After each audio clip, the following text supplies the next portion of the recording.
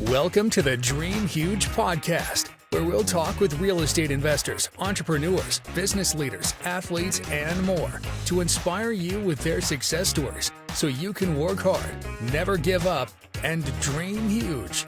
And now, let's start the show.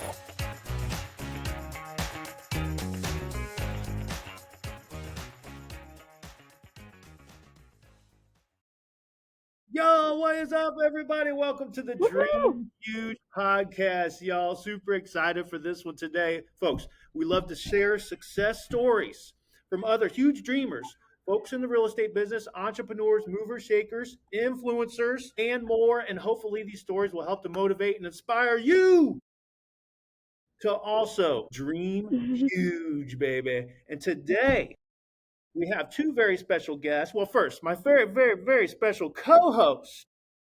Time out. Let me get my very special co-host, JP for three, John Pavlansky. What is up, JP? Pete, what is going on, man? Hey, I don't know how many podcasts we have recently, but did you get beat up, man? What happened? I did. I got beat up by a baseball. My eye is bloody, but it works well, and it's healing fast. I'm a fast healer. You can't keep me down for long, man. Hey, that's what happens when you eat right. You take care of your body. This guy just healed like a madman. So I'm doing great, though, brother. I cannot complain. I'm super excited to talk with these ladies here today. It's going to be an amazing podcast. I think our viewers are going to absolutely love it. But I do have one single question before we dive into that. Pete, how are you today, my man? No, I am excellent. Thank you, JP. We are here with Candace Cole and Jessica Wilging of Rubies Women's Group. We've done some things with Rubies in the past. Great, tremendous charity group here in Mansfield, Ohio. But you guys are going to educate us a little bit about what you do and what you need, and maybe some of your story on how you got to where you are today. So tackle all of that right at once. Not right at once, but let's start with who you are at Rubies. Okay, so who we are at Rubies. So obviously I'm the executive director and the founder. And so what we do is we help house women coming out of human trafficking, addiction, and or like domestic violence, reentry from prison, all of those things with the barriers. And so we get them from survival mode to healing, and that is our goal, is to get them in that aspect of providing all of their survival needs. So clothing, food, kind of like wraparound services, counseling, getting them involved with counseling, getting them involved with everything that they need, employment, IDs, because most of the time they come to us with nothing, like sometimes not even a backpack of clothes. And so just getting them from that point to the next point to their walk in life. So that is what we do. I don't know if Jess can share a little bit more. We also have community healthcare working services, and this is something that I know that Jess was like, well, I didn't even realize that we had that going on. And so what is we partner with CHAP in the community, and we individuals, women that do not necessarily need housing, but need resources within the community. And so we're kind of like a resource hub for them and advocating for them, getting them from when you're told no so many times, you kind of give up. And so if you have an advocate next to you that says, this is what you really need to ask for, this is how you fill out the paperwork. Wait, have you been to the doctors lately? And we get a lot of women coming out of DV situations. Yeah. And I would say I recently linked arms with Candace. In my history, I have addiction, and part of my story involved me being in a sober living for about a year. And the people that I work with in addiction, the thing I keep running into is that they'll go to treatment, for the typical 30 days. And then there's really a lack of housing in our area to be that stepping stone where they can kind of walk out their sobriety for a period of time in a safe, more structured environment. And so it's very much lacking. And so, I recently linked arms with Candace and help more women. So lack of housing. So that ties into us because we're in real estate. Mm-hmm. What do you need specifically when it comes to housing? In a perfect world, what if you could have it, what would it be? I would say an apartment complex had, 7 to 10 units that we could actually house like individual phases. And so that is the dream that will happen, that or multiple houses. So like a house that just does the intake phase, which is like 1 to 3 months. A house that just does the next phase, which is 3 months to 12 months, and then transitional. So like where they don't have to have as much overseeing, but still have the community available to them. Because what does happen is when they go back and get their own apartments, get their own places, that community is kind of lost. And then they find a way to get back into the community. And a lot of times that's because of relapse or getting back with old individuals. And so that is the dream. And then also being able to house women that are pregnant or women that have their children. Because right now we don't have the capacity to do that. Mm-hmm. Yeah. Where are the women staying now? Right now we have a place that we rent that has 3 bedrooms.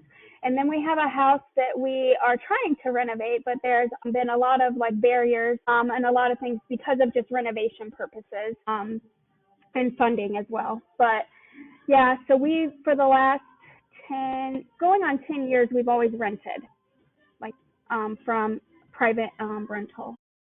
Gotcha. Never heard of issues with renovations, right, Pete? I thought it always goes super smooth, right? Yeah, no, we're always ahead of time and under budget. Yeah, I don't know about all that. and we're not experts. So like trying to get answers, we're like, okay, we're told this and then told that, and then like kind of getting the wraparound, and it's like, what do we do? And so if we just had a house that was like readily available, we could do and get the ball rolling, and be able to take more than 6 women at a time, because we can take up to 6 women at a time. Right now, all of the women that we have been with us for a year or more. And so they're in like this transitioning phase, and it's hard to bring in new women with somebody that's been there for so long, because they do get very territorial and like, this is how it runs, this is how it is. And then the new women need a little bit more care. Well, a lot more care, I should say, and a lot more attention than the women that have been with us and have gotten to a healing point to where they can be on their own. So yeah. So it's a struggle bus. Yeah, no, I get it. But this is a call out to listeners, to viewers. Rubies needs not only housing, but if you can't provide housing, money donations work just as fine as well. So look, if you're looking to support a great local group that does this for these women and helps, bring them back to contributing members of society from the deepest points of their lives, this is a chance for you to be able to help folks and change some lives. Well, I want to throw this out there too, Pete, as well. As like, I think that what I have found is that individuals don't really understand how nonprofits run, and that nonprofits and for-profits really need to collaborate and come together for the better of our community and society, because we're really good at doing what we do as nonprofits. And I'm speaking specifically for Rubies, like housing and focusing on the women, but operational costs. Right. And so when those operational costs come, we aren't business people that. At least I can say for us, like, we're not, like, that's not our forte. Our forte is our compassion, our focus on the women. And so when it comes to like funding, it's like we have to wear so many hats that we can't focus on what we need to do with the women. And so if businesses and nonprofits collaborated together, specifically Rubies, would be amazing, because you guys are awesome at investing, are awesome at like bringing in that business aspect from what I've seen, and just getting the word out there, right? So those are some skills that businesses want to bring in, and like, hey, we're good for tax write-offs. Because we are a nonprofit. So there are perks to partnering with Rubies as well. And it gives you guys a good reputation, right? Yeah. It would give people a good reputation to be helping the community in that way. And Candace, how many people or women do we normally have like on a waiting list because we don't have the space? At any given time, we have anywhere between 15 and 25 on the waiting list. I would say at any given time, I have gotten, just since I've been not in Ohio, like this past week at least, I've gotten 5 phone calls from either family members or the individuals themselves, like, hey, do you know where we can send so-and-so, or do you have a spot available? Well, I'm sorry, but right now we don't. So we do try to find places that they can go. But again, if they don't have their insurance already in place, if they don't have funding already in place, a lot of places aren't taking them. And that's kind of where we differ, because we don't run off of insurance, and we also don't require them to pay $300 when they first come in, or pay rent when they first come in, those kinds of things. And so they just come as they are. Absolutely. And I, in just the short time I've been able, just to give my personal, perspective, been able to get to know Candace. It's amazing what you guys do. I mean, it truly is. It's amazing what you guys do without asking for any specific reciprocation, right? It's for the kindness of your heart. It's for the better of the women. It's for the better of our community. And I think that's really telling. Now, with that being said, I just want to backtrack a little bit too, to give the viewers some idea too, how long you've been doing this, and what in the heck made you do this and start this nonprofit versus going and getting a typical job or starting a business? Like, what made you dive into Rubies? And then how long have you been doing it? And how long do you want to continue to do it? Well, I'm going to answer the first question. I pray that Rubies lasts way beyond me for years to come, and creates like a legacy and helps more than just 100 of women. Secondly, I started Rubies for my own testimony. A lot of individuals don't know, but when I was younger, I was in familiar trafficking, and what that is where somebody that you're very close to, a family member, that kind of thing, they transfer or allow you to be used for their own needs to profit off of you. And so I grew up in a household where addiction was very profound, and my mother was actually one of my perpetrators. And now I have forgiven my mom, and we have, a building relationship. And that grew into later on in life, I found myself in the same cycles. I did not start using drugs myself until I was in my 20s. And that was a spiraling effect. And I actually went to prison. I know you look at me, you don't see that I, was on drugs or even went to prison. But that's my testimony and, just what I have been brought out of. And so, in saying all of that, I knew that I would be used when I got a clear mind to help women come out of the same situations that I was in. And so I went through a period of time where I quit my job because I actually had a career. I worked in the medical field and made pretty decent money because I worked in management. And I had to learn how to trust and know that things would be provided. And so I started Rubies with $5 in a bank account, having no clue what I was doing. I didn't go to college for anything of that sort, but I had a passion, right? And I had a calling that I knew that I was supposed to help women coming out of the same situations that I did. Someone else came alongside and they believed in the vision, just opening my mouth and sharing a little bit, like, this is what I feel like I'm supposed to do. They had a house out in Millersburg, and they were like, hey, you can have this house for 3 months rent free. We don't know how you're going to do it, but here you go. You can have it for rent free for 3 months and have at it. And so I will tell you, and I was kind of chuckling about this as I was remembering sharing with somebody else earlier this week. I literally picked up women in a hoopty and the flooring, the floorboard of the car, literally you could see the road from the floorboard. And I was picking up women in that. Those poor girls thought their life was going to get worse. I know, right? And I actually started taking women without even having beds. And so before we had beds, I had 5 women in house sitting on mats, but they felt safe. And that was the difference. They felt safe. And then everything started coming together. The programming started coming together, the vision of how it was supposed to be ran, because it's more than just, we're going to put you here, you focus on this. No, we're going to teach you. And so in that, they got employment, and just kind of like that cycle. And that was in 2016, I started. It started really as a support group.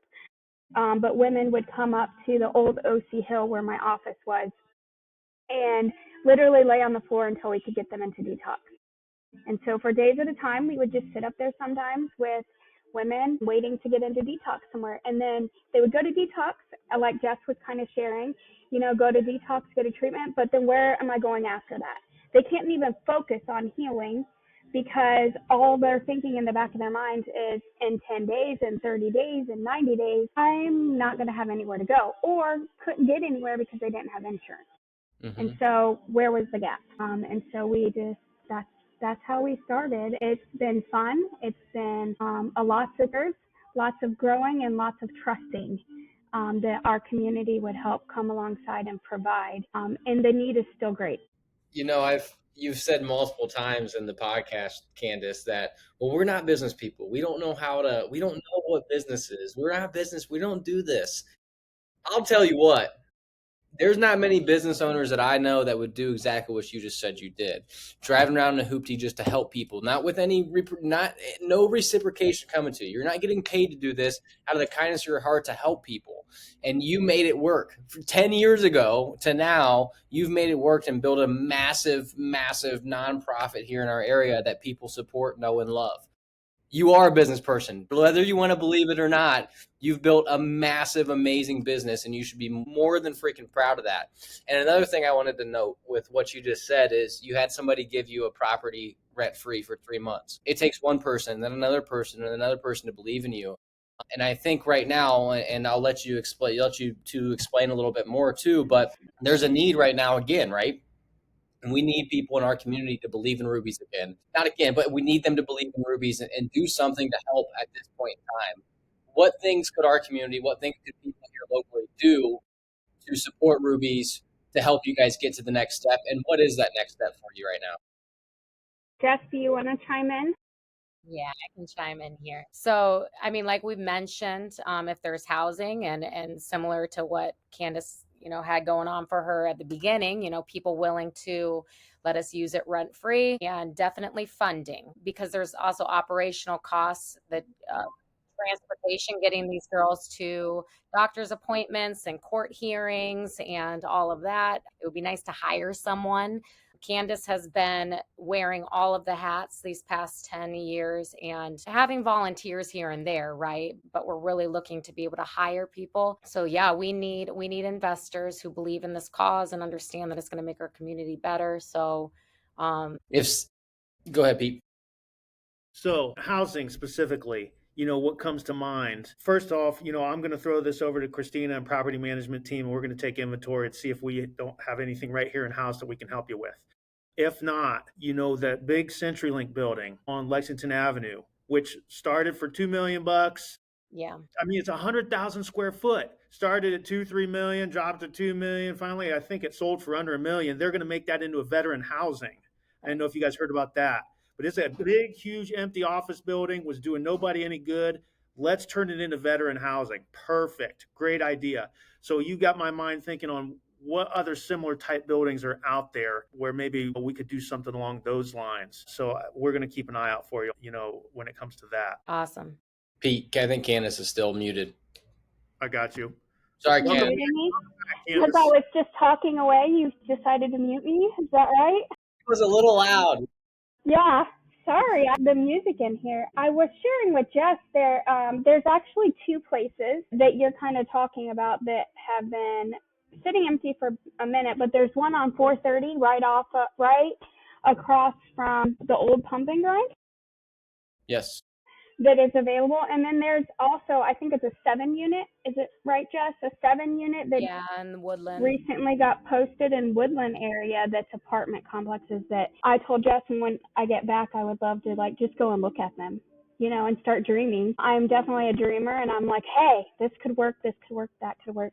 And that is actually McKenna has that house that's split into 3. Mm-hmm. So, we looking, and so that's just some things to throw out there as well. So this is a call too. For anybody that's listening, guys, if you have properties, if you have a need to get some tax deductions as a business owner, or if you know somebody who possibly would look for some tax deductions and want to give to a charitable cause, donation wise, these are things that really can help Rubies, help not only the women in our community, but our community in general get better, and hopefully relieve ourselves from some of these things, these drugs and human trafficking, and the list goes on. So, anybody out there that is listening that can help with these things, please reach out to Candace, reach out to Jessica. We'll give great contacts, rather reach out to me or Pete, and we will set up a meeting. This is something that I think is nothing but good for our community, and I think we all need to pitch in and help some way, shape, or form if we can. Yeah, and I've got a couple guys in mind right now who I'm going to reach out to personally, and because in this business, in any business, it's all about relationships. It's about the relationship. So I've got some good relationships, some great relationships out here in the community. So we're going to try and make some things happen for you guys. I appreciate it. Of course, of course. I want to ask too more of just a question about Rubies and how you guys have been able to do what you do. Because like you said, it's the current system of it, right? Where you go to a sober house, and then when you're done, and you're right back into that same community with the same people doing the same things, and it's kind of just a cycle from there. What have you guys done differently? What do you think from your perspective has helped you find success with these? And I'm sure they're not all successful. I'm sure there's still stories where unfortunately the women that go through your program relapse or so on and so forth. But what's been the most contributing factor, would you say, to having success thus far? It honestly is using a model where mind, body, and soul is addressed. And so bringing in the spirituality aspect of it, allowing the women to have an encounter with Jesus, and then letting them grow their relationship with Jesus. That has been huge for success for the women, because a lot of times because of hurts and because of things from their background, they don't even realize that they can have an intimate relationship, not just with Jesus, but with anybody, right? And so I heard Pete talking about having relationships, like everything's about relationship wise. And it's the same way when it comes to the healing for the women, having those intimate relationships.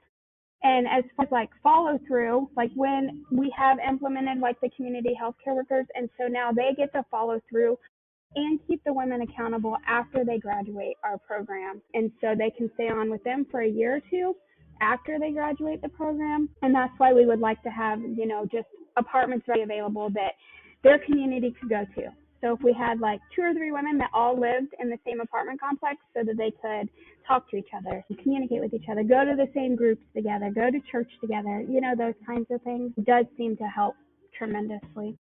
Is there any way that you can get any type of federal or state assistance to pair with maybe a real estate investor? Have you looked at that? We have done some grant writing, but again, with wearing so many hats, it's been very hard in the aspects. And I'm kind of like the women. Once you're told no so many times, you're trying to just like whatever, chalk it up.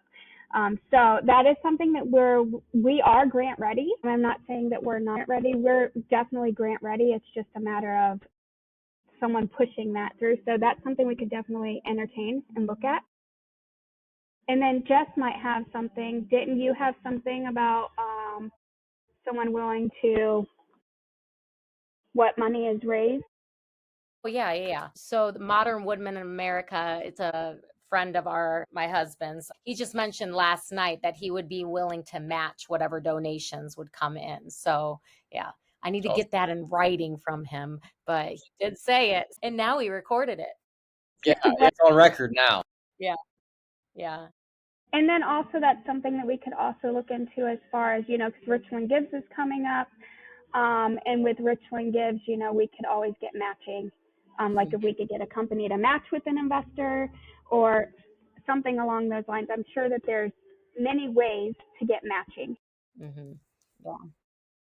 Yeah. All right, y'all. Hey, we're up over 25 minutes, believe it or not. What's the best way for folks to get a hold of you, Candace, if they need to donate? Well, they can send money to our P.O. Box, which I don't know if you guys do like a scrolling thing or not, but our P.O. Box is P.O. Box 341, Mansfield, Ohio 44901, or they can reach out to the Rubies phone number. It's 419-612-6399. And if they type in Google Rubies, Rubies, our website will pop right up. Very good. There you go. Final closing thoughts, everyone. JP, nothing? Really? This is needed. We need it. The merry-go-round that I am constantly on with women that I work with is that they hear my story in a treatment facility, they cry tears and have a little bit of hope, and then I try sponsoring them, and maybe they last like 2 weeks meeting me at meetings, but then they relapse and die or are back on, the drugs. So it's definitely needed to have that stepping stone. Absolutely. And my final I say I think that's the biggest thing. And Candace, she was like, "JP, you have nothing to say. You always have something to say. What is going on? Do you see that? Did everybody see that right there?" which is fair. I guess I really don't have an argument for that. But no, exactly like you just said, Jessica. I mean, we need help. From the Ruby standpoint, and two ladies, and well, not I don't even want to just say two ladies. You guys have a complete board and other people that help with Rubies. We've got a group of women here that are trying to better other women, other people in our community. Why would we not try to help in some way that we can? So again, not a cry out, but a call out. If there's a way you can help, if you know somebody that can help, guys, please get in contact with either one of these ladies or ourselves, and we can help set up something. My final thought was that this is just a trickling effect. With one woman, it turns into 5 women or 5 families in the community, and then it helps heal our community, not just the women that we are able to service. Fantastic stuff you guys are doing. Candace Cole, Jessica Wilging with Rubies Women's Group. Check them out, help them out, and we're going to be helping you guys out as well, man. Super excited to spread your word and help you guys give back to this community. So we will be in touch. Thank you for joining us today. Thanks, Thank guys. you, JP. Thank you for having us. Yes, and thank you for watching and listening to the Dream Huge podcast. As always, remember to like, subscribe, and share. And remember the rules. Work hard, never give up, and dream huge, baby. Let's see the guns, girls. I know y'all are dreaming huge. Come on. Welcome. All right, y'all. Have a good day. Appreciate y'all. All right. Bye. See you Have a guys. blessed day. See you guys. Thank you for listening to the Dream Huge podcast. Make sure you subscribe so you don't miss any future episodes. For more inspiring content, follow us on Instagram and Facebook at Dream Huge Realty and on TikTok at Dream Huge Inc. Until next time.